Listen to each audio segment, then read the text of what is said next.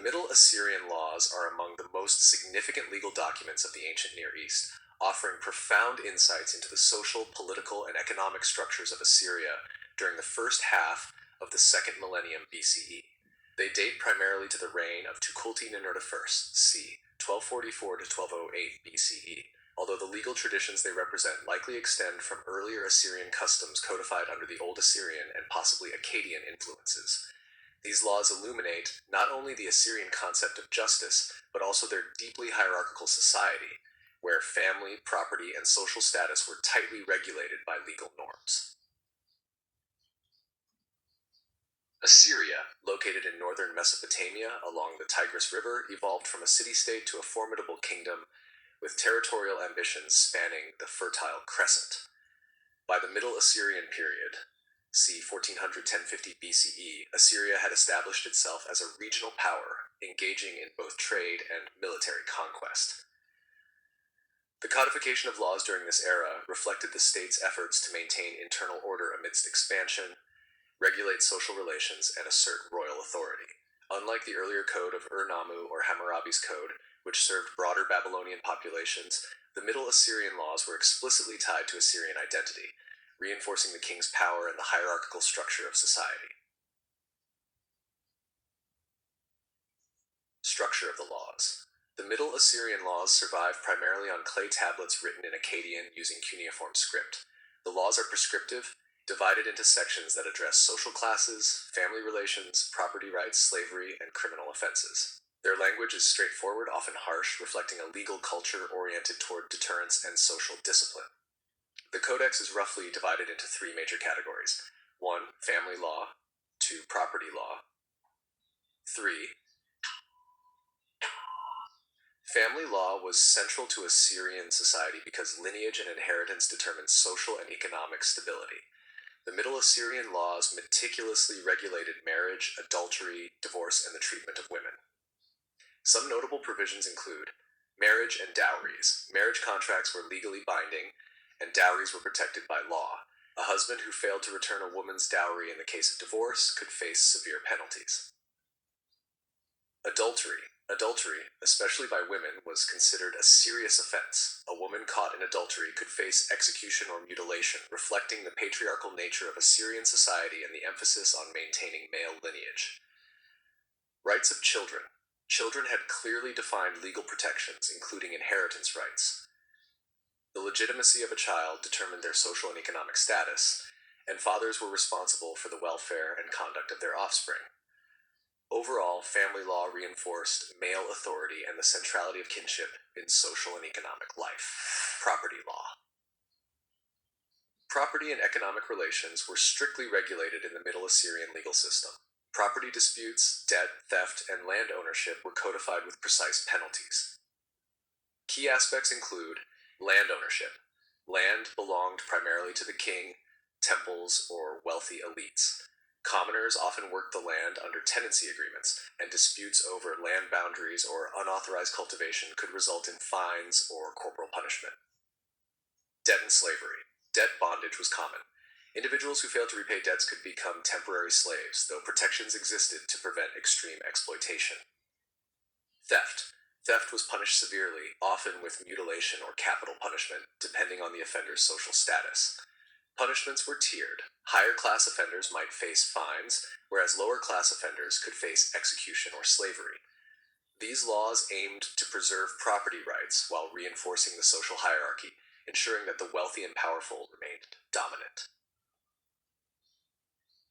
Criminal law. Middle Assyrian criminal law was famously strict and brutally punitive, reflecting the Assyrian state's emphasis on order and obedience. Crimes were categorized according to severity and the social status of both perpetrator and victim. Assault and violence. Physical assault could result in corporal punishment, including fines, mutilation, or execution. Striking a social superior, such as a landowner or priest, carried especially severe penalties. Murder. Intentional murder was punished by death, often by execution methods such as hanging or drowning.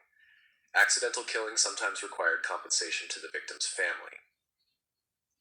Blasphemy and religious offenses. Violating religious norms, such as desecrating temples or committing sacrilege, could also result in execution. Religion and law were intertwined, emphasizing the king's role as a divinely sanctioned ruler. The Middle Assyrian laws reveal a society in which justice was not merely punitive, but also highly stratified. Punishments varied according to social rank, reflecting a rigid class system where elites enjoyed greater legal protections than slaves or commoners. Gender and social hierarchy. One of the most striking aspects of the Middle Assyrian laws is the explicit legal distinction between men and women, as well as between free citizens and slaves. Women, particularly wives and daughters, were often treated as property of their male relatives, and their legal protections were limited compared to men. For example, while husbands faced fines for mistreating their wives, wives who violated marital norms could face corporal or capital punishment. Similarly, slaves and servants were subject to harsher penalties for offenses compared to free citizens. This codification of social inequality reinforced the hierarchical structure of Assyrian society, legitimizing the king's authority and maintaining the socio-political order. Influence and significance. The Middle Assyrian laws had a profound influence on subsequent legal traditions in Mesopotamia and the broader Near East. They demonstrate a shift from compensatory justice, where fines or restitution were common, to a more retributive model emphasizing punishment and deterrence. Compared to earlier codes, the Middle Assyrian laws were more detailed in addressing social hierarchies, gender relations, and family dynamics. Scholars also note that these laws reflect the broader ideological and administrative goals of the Assyrian state, consolidating royal authority, regulating social behavior, and ensuring economic stability. The harsh penalties and attention to social class reveal a society deeply concerned with maintaining order in both public and private life. Modern scholarship. Modern Assyriology has relied on surviving tablets, many of which were discovered in Ashur and other Assyrian cities. Key scholars such as A. Leo Oppenheim, Heinz-Josef Thyssen, and M.J. Geller have analyzed these texts, comparing them to other Mesopotamian codes to understand shifts in law, gender norms, and social organization. These studies reveal both continuity and innovation in Assyrian legal thought and offer critical insights into the ways law functioned as a tool of governance and social control. The Middle Assyrian laws remain a vital resource for understanding the political, social, and legal culture of ancient Assyria. They illustrate a society that was hierarchical, patriarchal, and deeply concerned with maintaining social order through codified rules and strict enforcement.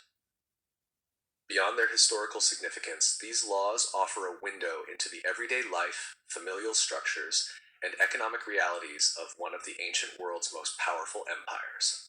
For historians, legal scholars, and anthropologists, the Middle Assyrian laws are not just a record of punitive measures.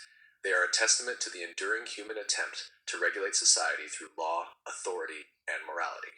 Sources: 1. Oppenheim, A.L., 1977. Ancient Mesopotamia, Portrait of Dead Civilization, University of Chicago Press. 2. Gelb, I.J., 1961. Old Babylonian and Middle Assyrian Law Codes, University of Chicago Press. 3. Thyssen, H.J., 1998. Die Mittelossyrische Gesetze, eine Einführung, Münster, Ugarit Verlag. 4. Postgate, J.N., 1992. Early Mesopotamia, Society and Economy at the Dawn of History, Routledge. 5. Roth, M.T., 1995. Law Collections from Mesopotamia and Asia Minor, Scholars Press. 6. Novak and 2010. Middle Assyrian Law and Society, Leiden, Brill.